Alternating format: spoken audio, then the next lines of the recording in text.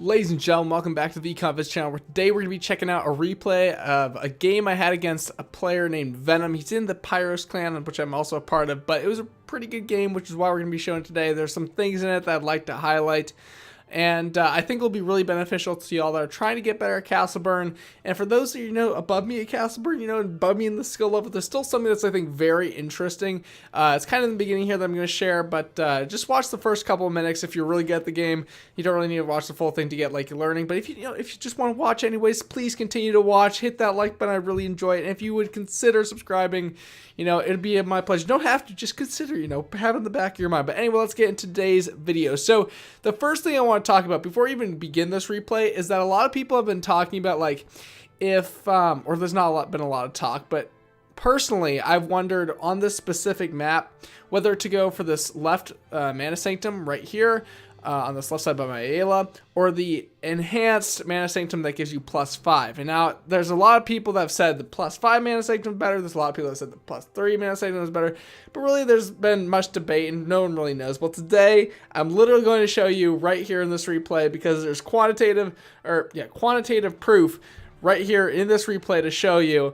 And yeah, so here you go. So first thing, besides showing off that which one is better, I guess, or figuring it out, is that I'm always placing my Ayla super early. I want to get scouting. I want to know what this guy's up to. If he goes for that early tier 2 rush, I want to know about it. So what this guy is doing, he is first going the enhanced Mana Sanctum first, and we're just going to keep track of that. We're going to keep track of the mana. He does go Vikings. That's 40 mana.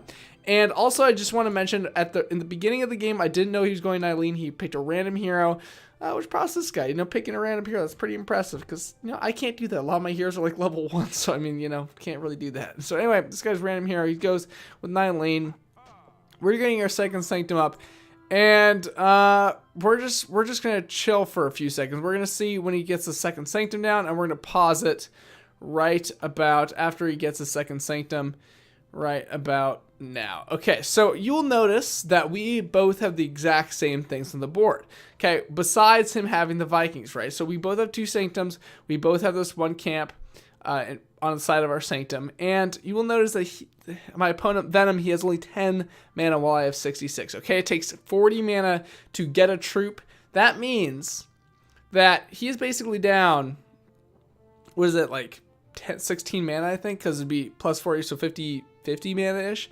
And then it'd be, basically, you're up mana if you go for the left Sanctum first. I do want to mention, though, I'm thinking about this now. I just want to say there is a time period between when you get the first Sanctum, the enhanced Mana Sanctum, and when you get your troop. So, I mean, that might have a little effect to it, but I'm just saying, if you wait for your troop, this seems like a better start for me. Anyway, we're going to continue into this game. So, as you can see, we're using our Scouting Out tool, and we're going forward into this game. We have our 2 Sanctums up, and I have a little bit of a mana advantage right now. We're chilling, and you're going to see that I can get my first camp down beforehand, all right? He's going to go for his tier 2 first. So, when I go for the camp first instead of my tier 2 first, this is what I'm going to get, basically. I can sense he's going for the tier 2, right? So, I'm going to get my tier 2 up first. But basically now, he's having to wait to get that second camp up. Well, I can immediately go for my next tier. Like, he probably could have placed another Sanctum there if he had enough mana at the time, but he had to wait.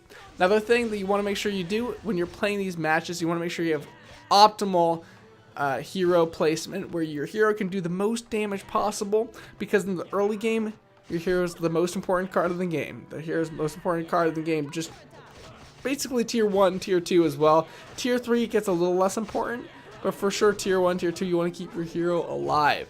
Now, one point I want to be making here is that when you're at near the top levels of gameplay, or when you're playing against higher level players, the thing that really separates good players from bad players, or anything in that regards to that, is one, how they set up their camps and stuff like that. I think you can still go Super Sanctum, Enhanced Sanctum, or the regular Sanctum. It really shouldn't matter too much. Like, 16 mana is not that big of a difference. It actually might even better go for the Super Sanctum, because he did get the Vikings. My opponent did before they got their next Sanctum, so there's a little bit of time there. But regardless, besides that little micro dynamic stuff where you're having to play with Sanctums and your camp set where you place your camps, you want to make sure your returns are really good, because returns are where you can get value off your troop placement. Returns is basically everything in this game. So you're going to notice here we're playing aggressive. I don't have my return yet. And some players might return here. But the reason why you might not want to return is because there's no reason to, right? We're basically having all of our troops hit the enemy troops. And if you're going to press the return button, you have to have a reason to do that. Right here, you can see he places down 4 troops right in front, and all my troll slingers were super close to his front line, so all of his Vikings could kill my troll slingers. But no, I don't want that. I want his Vikings to be killing my camps and my sanctums so they can take the damage, and my troll slingers can do the DPS. It's kind of using our camps as our tanks, basically. I hit tier 2, he hits tier 2, and you're going to notice my opponent Venom goes for sorceresses and ogres, a very strong combination, and I'm going to just go for my shield mouse and my rifleman. This is a great combination. I also just want to point out his stuff is 3 levels above me. His tier 2 cards are 3 levels above me. So there's no way in this game that I'm winning based on levels. I have to outplay this guy. I have to outplay him. So what am I going to do this? I'm going to make sure I see my targets. I see 2 sorceresses here that are undefended right now, and I want to make sure I take these out as fast as possible before he gets an ogre push. He's going for the sanctum here, so I know I have to act fast. I see my Ayla. Okay, it's really low, but I know if I can place my Ayla here, I have my ability. I can take out these 2 sorceresses before he does anything. So I quickly place down my Ayla, and she's going to be able to do major damage in the back, which is going to allow my rifleman and my shield mouse to kind of soak up this extra damage. My shield mouse are going to be acting as my front line. His ogres are acting as his front line. In some cases, I think ogres might be better, but with the shield mouse buffs that are coming out really soon, or already out today, shield mouses are going to be such prominent cards in this game, and they're going to be really good. They're just really strong now again. The shield mouse meta is back. But here again, we are bringing back his troops into our territory where we can place troops on top of his. That's what we want. We want to be able to have a battle occurring within these blue lines where we're using our camps as a shield basically for our troops and allowing us to place directly on top of his troops. You see how I placed my shield mouse right on top of the sorceress basically?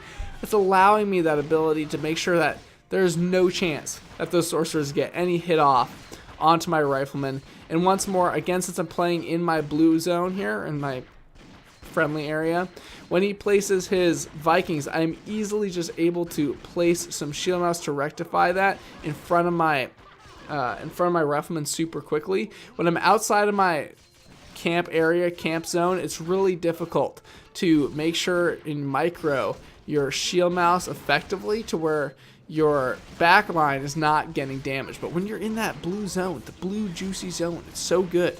It's super powerful because you can just stay there and you won't really get damaged at all. I mean, you will get damaged, right? But you'll be maximizing your efficiency. And that's why returning is important. You want to fight on your side of the map, not theirs. But the thing is, he's going to surrender here. I'm just up in mana. I have tons more troops on the floor. I think I was maybe going... I don't think I was going for tier 3. I might have been. I wasn't really paying attention too much. But regardless, you're going to want to make sure that you're also playing aggressive. Though. You want to play aggressive. You want to make the first move. Because once you make the first move, you're going to make them overcommit generally. They're going to come out with an overcommit play. You're going to bring them back to your camps. You're going to be able to then place your troops on top of their troops. So good. Being able to place your shield mouse in the back line and just stop all their DPS. It's amazing. While also preventing your front line, your back line from being attacked. And then basically you can just tear it up with your rifleman. It's just, oh my gosh, it's such a GG from there. Anyway, I hope you all enjoyed today's video. We just watched one replay, but it still ended up being like 9 minutes long. So anyway, I hope you all did enjoy. I went into this video thinking that the little sanctum and then going the enhanced sanctum was better. But, you know, after realizing that he actually got the Vikings right after he got his super sanctum, I guess, I don't know, enhanced sanctum, made me realize that maybe it's not as good just because of the time he kind of wasted. I think they're about equal, actually. So, I don't know. It's really, really close in comparison. Anyway, I'll see you all next time in the next video. Peace out, y'all. Have a fantastic rest of your day.